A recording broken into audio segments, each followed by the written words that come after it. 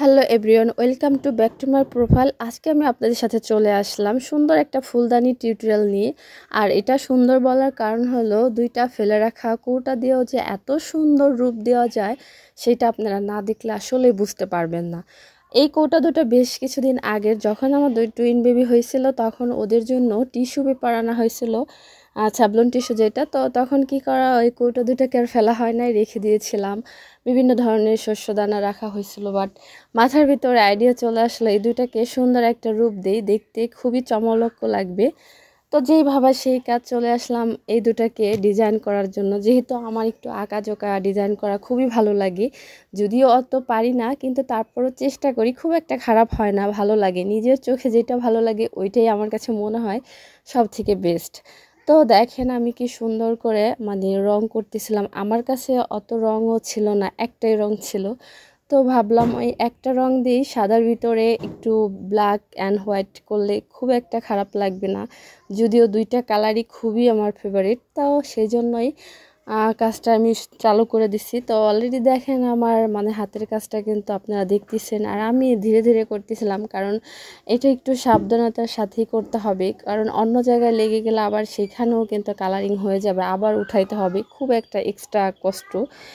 তো দেখেন জিনিসটা আসলে আপনারা যেভাবেই আঁকাআঁকি করেন না কেন, যদি একটু হাতের কাজটা পারেন তো রং করলে যে কোনো জিনিসই কিন্তু দেখতে খুবই সুন্দর লাগবে। তো আমার অলরেডি অনেকটা কাজ কিন্তু গল্প করতে করতে হয়ে আসছে। তো আপনাদের সাথে আমি দেখাইতেছিলাম, শুধু এই কৌটা না, বিভিন্ন ধরনের জিনিস দিয়ে বিভিন্ন জিনিস তৈরি করা যায়। মাথায় যদি একটু বুদ্ধি থাকে তাহলে আসলে অনেক কিছুই করা সম্ভব, আর চেষ্টা থাকতে হবে। কাজ পারলাম করলাম না তাহলে কিন্তু কিছুই হবে না। আপনি যদি কোনো কাজ নাও পারেন, যদি আপনার ভিতরে কোনো চেষ্টা থাকে তাহলে আপনি নিশ্চয়ই কিছু না কিছু একটা করতে পারবেন।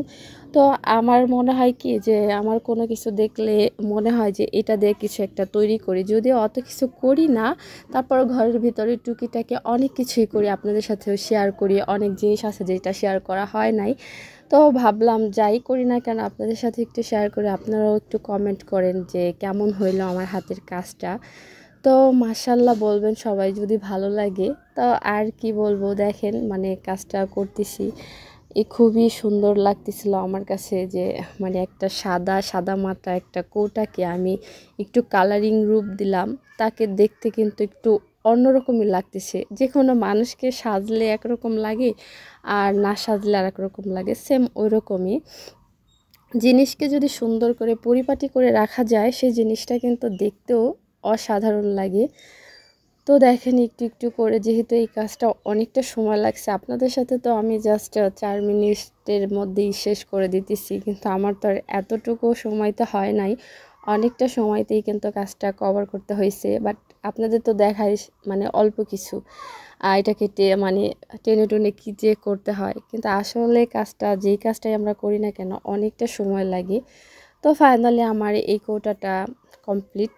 তারপর আরেকটাও করছি, সেটাও আপনাদের সাথে একটু একটু দেখাবো, কারণ সবগুলো তো এত অনেক বড় একটা ভিডিও হয়ে যাবে, এত বড় একটা ভিডিও দেখানো পসিবল না।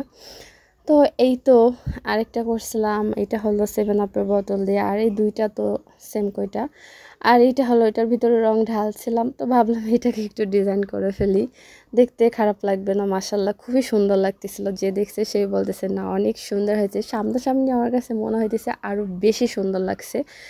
তো এই তো একটার ভিতরে গাছ অলরেডি লাগানো কমপ্লিট। এই গাছগুলো কিন্তু ঘরের ভিতরে রাখলে যে কোনো জায়গায় অনেক সুন্দর লাগবে।